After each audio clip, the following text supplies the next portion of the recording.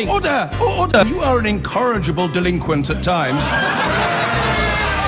Behave yourself, man!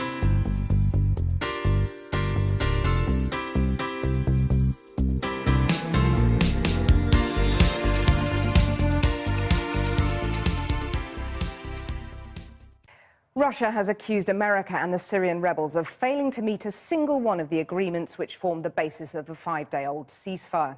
The rebels themselves retorted that the truce was never realistic while Moscow was involved on the battlefield.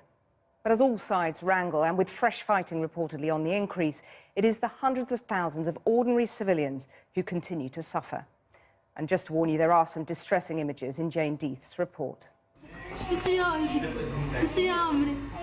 This little girl from Aleppo doesn't know there's meant to be a ceasefire. Her father says the fighting never ends.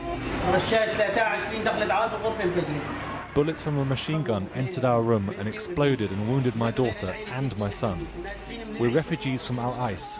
We keep getting bullets and barrel bombs every day. 5 days in, the cracks in the ceasefire are widening. These pictures apparently show rebels firing at regime forces in Damascus today. Cue a war of words between Russia and America, who are backing opposing sides over who's to blame. President Putin, who stands behind President Assad, accused rebels of using the ceasefire to regroup. What we can see now is not the separation of terrorists from the healthy side of the opposition. We see attempts by these terrorists to regroup, change names, and maintain fighting potential. And the Kremlin claims the US is more interested in maintaining the rebels' military capacity than making them stick to the truce. If the American side does not take the steps needed to fulfill its obligations under the September 9th agreement, then all responsibility for any collapse of the ceasefire in Syria would lie with the United States. For its part, America's blaming Russia for the fact the Assad regime hasn't allowed aid into the besieged rebel half of Aleppo. The ceasefire was supposed to clear the way for this convoy, but it's been stuck at the border for a week. The first delivery of assistance from the World Food Program is comprised of 20 trucks carrying wheat flour for over 150,000 people. The second round of trucks, which would commence immediately after, would be for food rations for 35,000 people for 1 month. We still need to get the assurances of all parties to the conflict, as well as those who have influence over them, on the same page. And we're not there yet. And this is immensely frustrating for all of us here in the humanitarian community, because a great deal of effort and time and money has been put in putting this operation in place. America's made humanitarian access a condition of a plan for unprecedented joint US-Russian airstrikes against Islamic State.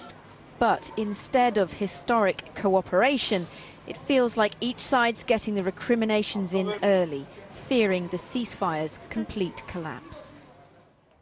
Well, a short time ago, I spoke to the English teacher and anti-Assad activist Wissam Zarqa in Aleppo. He doesn't agree with the aid deal because he fears that Russian troops accompanying the supplies will be tantamount to an occupation. But with people in danger and at risk of starvation, I asked him if the aid was to be welcomed no matter what. It's not the first time we have a similar situation. We had a situation like that in Homs. We had a situation like that in Daraya a few days ago.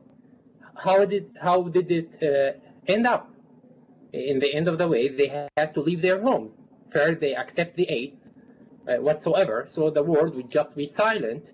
And the international community would say, it's okay, they are getting some aid, so why should we worry? And how that would end? We will end as refugees in Europe or Turkey. So tell me what kind of deal you want then in terms of this aid getting through? Anyway, we refuse the concept that aid comes through the Assad regime, because that happened to many places before. We want the Free Syrian Army to break the siege, to have a battle and break the siege. This is what's expected from a revolution.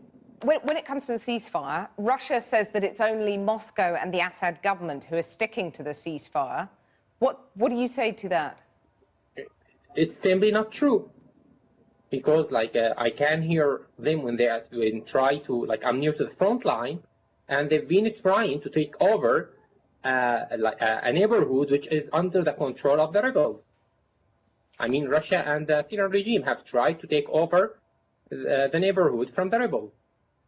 So you've witnessed that yourself, have you? You've witnessed fighting from the Russian and the Syrian government side? No, I can't say I witnessed because I can only hear.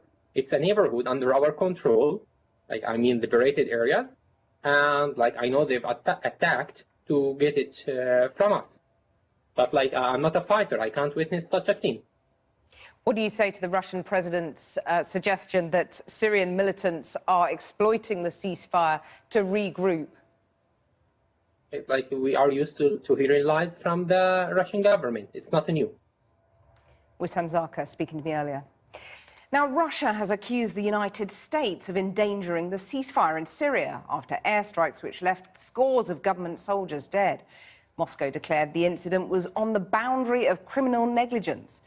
Last night, US-led airstrikes hit Syrian forces in Deir al-Zor, a city mostly controlled by so-called Islamic State forces, apart from the airport. At least 62 soldiers from President Assad's army were killed and more than 100 wounded. This afternoon, Syrian government aircraft hit IS fighters as they tried to regain territory lost in the incident. Warplanes also hit Aleppo for the first time since the truce came into effect. Well, earlier I spoke to President Assad's senior advisor, Buthaina Shaban, in Damascus, and I began by asking her whether her government accepted that the US had made a mistake for which it has apologized. No, we don't, because we don't feel that it was a mistake that killed tens of our soldiers, those soldiers who were protecting over 300,000 civilians and who were protecting the city of Deir Zor for the last 2 years. And the reason why we don't believe that it was a mistake is that there were many planes in the sky shelling our soldiers, and the moment they shelled our soldiers, the terrorists came from the same hills that the Americans were covering. And the moment the Daesh terrorists occupied the area where our soldiers were, the American planes stopped shelling. But, so the US says that it informed Russian officials that its aircraft would be in the area. Your allies, the Russians, had every chance to stop that American attack, and yet they didn't. The Americans told the Russians that they are going to strike at ISIL. Of course, the Russians do not agree that the Americans strike the Syrian Arab Army. You seem to be only notified them. You seem to be implying that America is in league with ISIS in some way, but ISIS has been feeding off the chaos that your war, that President Assad's war, has unleashed. What I'm implying has some proof in reality, that when the American coalition came to Syria saying that they are going to fight terrorism, they did not strike at any convoy. Daesh was expanding all over Syria. It's only when the Russians came, who truly came in order to fight Daesh, that the area which Daesh occupies started to get smaller and smaller. So there is a huge difference between what the Russians are doing and what the Americans are doing. And then regretting killing tens of our soldiers is not good enough for us at all. Where does this leave the ceasefire that's now in its 6th day? The Syrian government would still like the ceasefire to succeed and to adhere to the cessation of hostilities. If you say you are honouring this ceasefire, how is it then that there are trucks full of aid on Turkey's border with Syria? When do the people of Aleppo get that aid, or are you intent on starving them to death?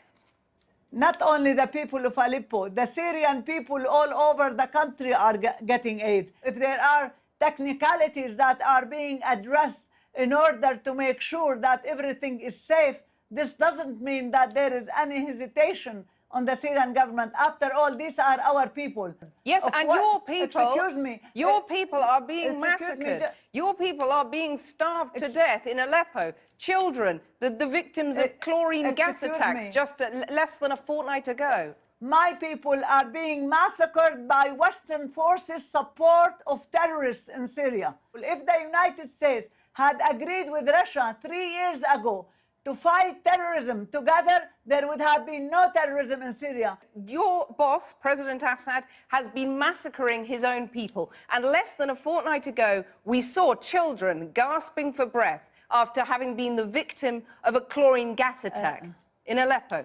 If you insist on asking accusatory questions, it is your problem. Our children are taken care of by our government. Your reports are irrelevant to our reality. Western countries are still treating our countries as colonial. We are no longer colonized. We know how to defend our liberty and our freedom, and we do not take our assessment from you. We take our assessment from our own people. I can blame Western countries and Turkey, especially the government of France and Britain, because they are selling armament to Saudi Arabia and Qatar and getting a lot of money out of that, and that's why they are supporting terrorism in Syria. Bethany Shaban talking to me earlier. I've been